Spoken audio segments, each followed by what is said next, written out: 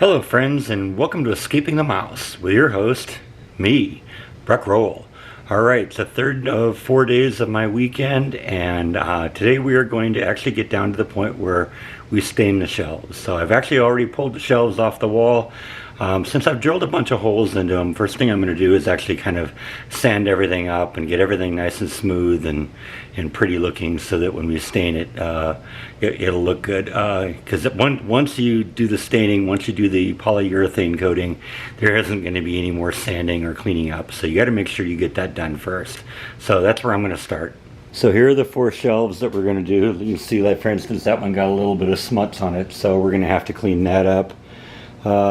Just a little, a little bit of cleanup. It's mostly going to be on the bottom because that's where all the screw holes are. And just like I said, I want to just kind of clean those all up and get them all ready to go. So like I said, I'm going to hit that with the orbital sander and then we will move on. Alright, so I've completed the sanding on this. I started off with a relatively rough grit, about a 120 grit, and then I went down and just did some really fine sanding with about a 220 grit. That just kind of makes sure this thing is nice and smooth and ready to go. And I think the shelves look fantastic. I think they're ready to go.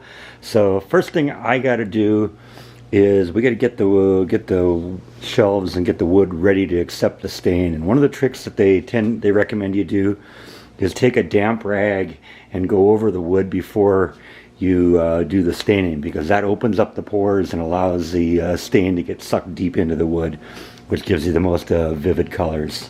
So I'm going to do that. Now I got to do this pretty quick here because the water tends to evaporate very fast off of the wood. But really doesn't matter. Like I said, it's all about opening up the pores and getting it ready to accept the stain. See, this is one I already did a minute ago and it's already more or less dry. So what I might end up actually doing is, before I stain each piece, we'll probably moisten it again just to make sure that it's as moist as it needs to be when we start. Alright, so I've got everything prepared. I'm going to be using this golden oak color. I've used this before. It gives you a really beautiful color. And so I'm basically all prepared. What I'm going to need is just a junk paintbrush and a little rag to wipe off the stain once I'm done with it. And I'm wearing gloves just because this tends to get a little messy sometimes. I just dampened the wood again with the cloth. And what I'm going to do is I'm just going to really apply it kind of liberally, going with the flow of the wood. I'm not trying to get even or thin coverage or anything right now. I'm just trying to get everything nice and coated. This is going to look nice. This is the same color I have on the desk in the living room, so it'll match really nice.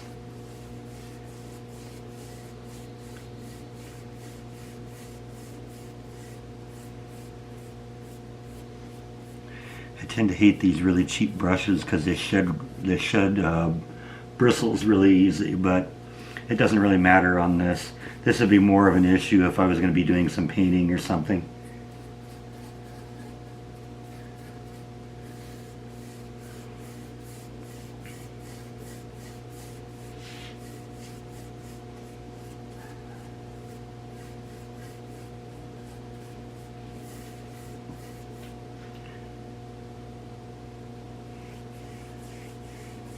And the stain is being sucked deep into the wood. That's kind of what we want to happen.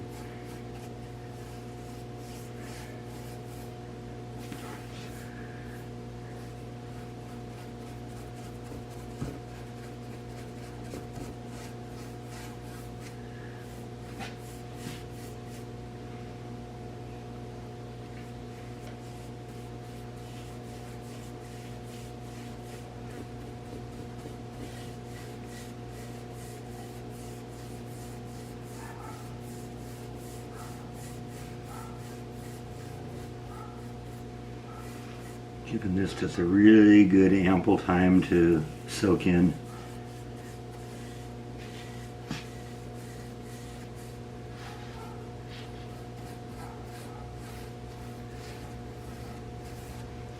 Basically, I'm focusing on everything that's going to be visible at first. So it's going to be the top and the sides. So we're going to get that all done. Get the stain out of the way so I can hit this side a little bit.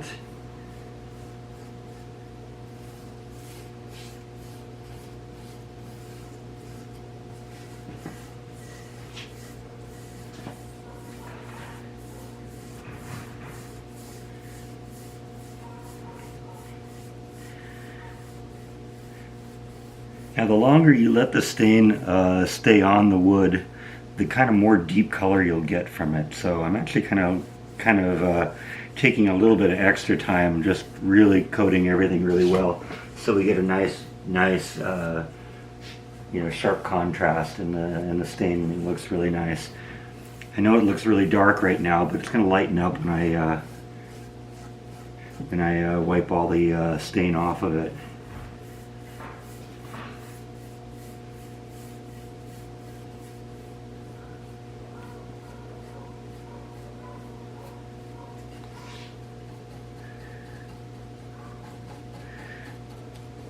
Back isn't going to be seen that much, but we're still going to stain it just in case, because somebody will take it off the wall at some point. We want it to look nice even when it's off the wall.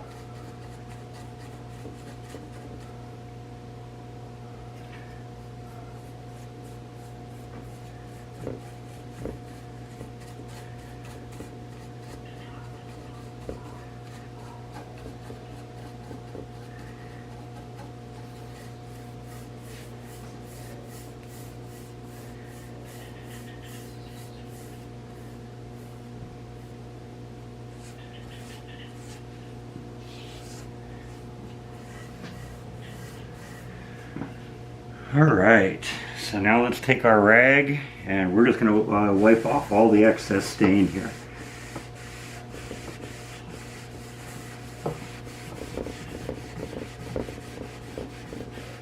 And this is going to kind of be what the color looks like.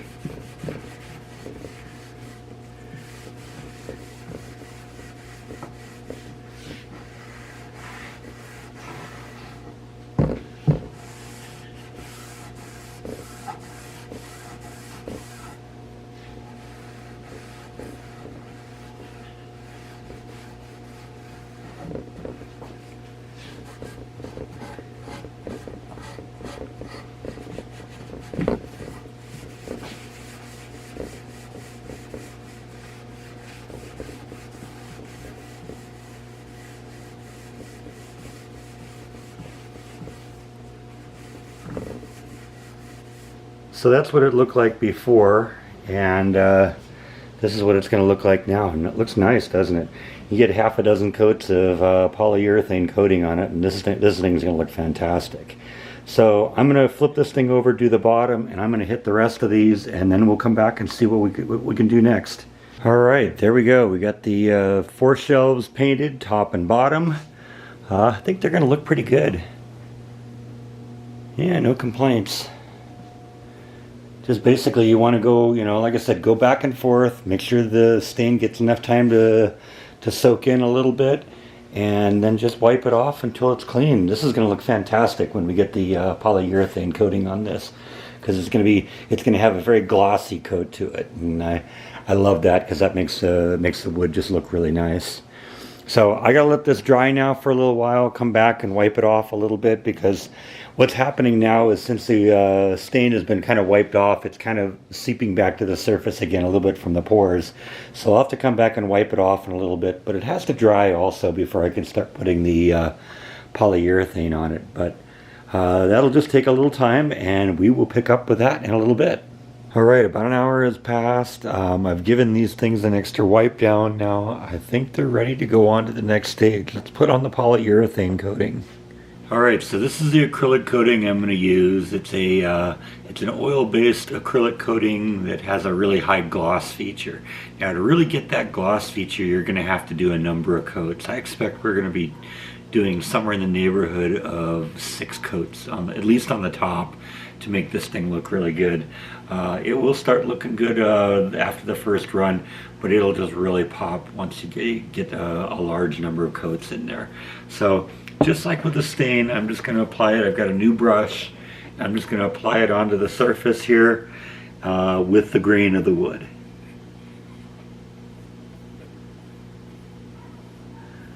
Now, one of the things that tends to happen is that the wood tends to breathe a little bit. So on the first coats especially, what's going to happen is there's going to be little bubbles that actually come out of the wood, and we're going to have to sand that off on the first couple runs. That's just part of the fun of this job. And at this point, I want to get a nice even coat on the thing, but right now it's important just to get every inch of the wood, every little spot covered.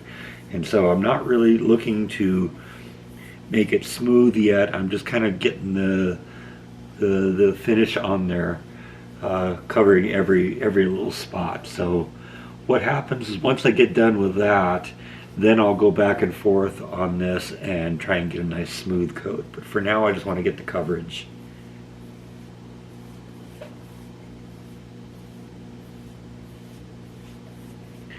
And we are going to do the front and the top.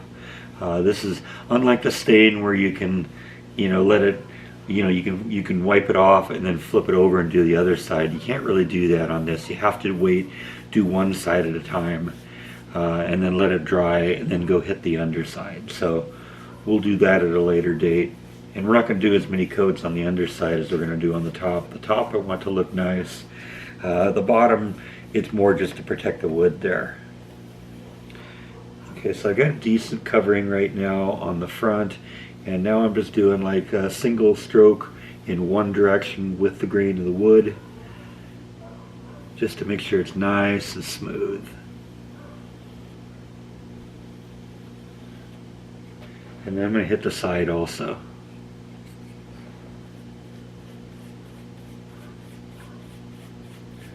Once again, following the grain of the wood.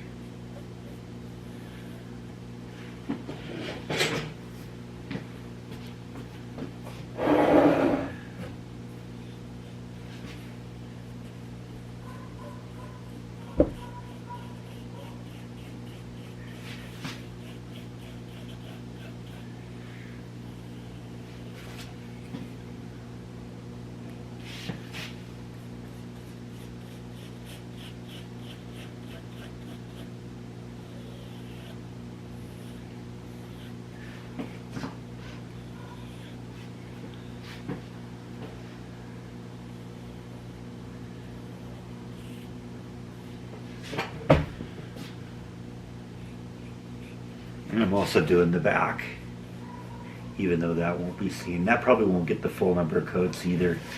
This is once again just about protecting the wood back here.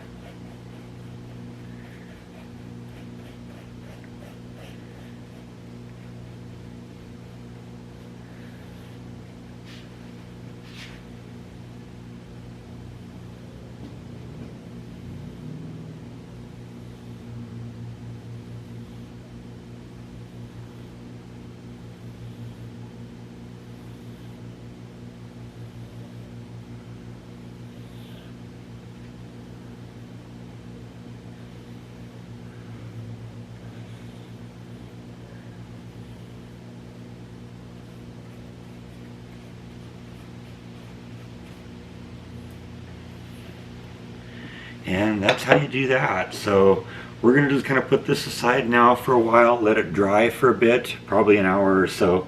You'll be able to touch it because, once you touch it and it doesn't feel tacky anymore, then you'll know it's done. But I'm going to put it aside, let it dry, and we're going to move on to the next one.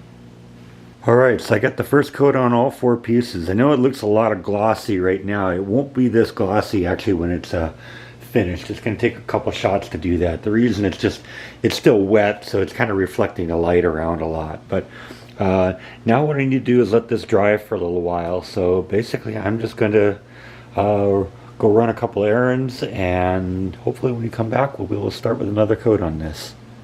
It's funny, I'm at Home Depot and they had a little bit of a power failure, and I'm coming by the Halloween section. It's all starting to collapse. At least they don't have full power on here. I think this is probably just emergency lights.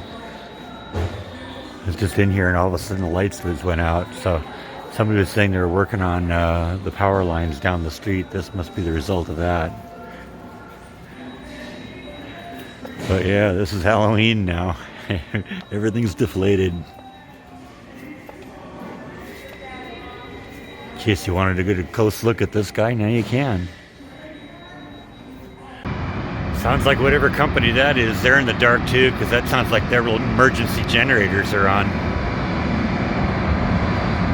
All right, so I'm back. It's about an hour later, and actually, this is taking a little bit longer to dry than I'm used to. I think it might just be the fact that there's more humidity in the air, and it's taking. I'm touching this, and it's still tacky. So we may not get a second coat on here today, but we're gonna play it by ear, and we'll keep watching it. And maybe if we can, we will.